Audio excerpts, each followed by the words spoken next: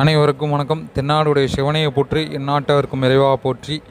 தேய்பிறை அஷ்டமி காலபைரவர் வழிபாடு மாதந்தோறும் வரும் பௌர்ணமி திதி முடிந்து 8ஆம் நாளில் வரும் திருநாளே காலபைரவருக்கு ஏற்ற தேய்பிறை அஷ்டமி வழிபாடு.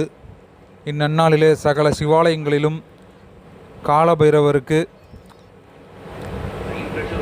அபிஷேகங்கள் மற்றும் தீபாராதனைகள் மற்றும் ஹோமங்கள் நடைபெறும்.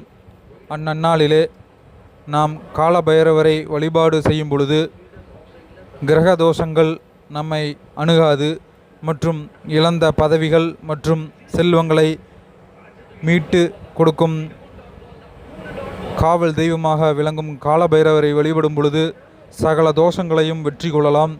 எதிரிகள் பயம் நம்மளை அணுகாது. கண் திருஷ்டிகள் மற்றும் தொழில் ஏற்படும் தடைகள் சகல தடைகளையும் தகர்த்து நமக்கு அனுகூலம் தருபவர் காலபைரவர்.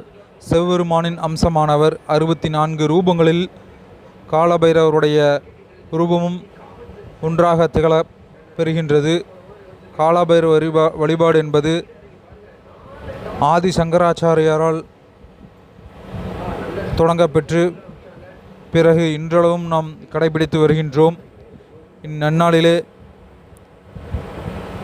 வெண்பூசணியிலே தீபம் ஏற்றி மற்றும்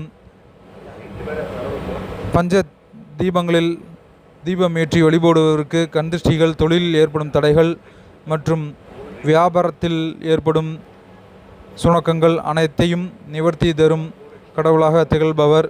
இழந்த பொருட்கள் மற்றும் செல்வங்களை மீட்டு தரும் ஒரே தெய்வம், கண்கண்ட தெய்வம், கலியுக தெய்வம் காலபைரவர்.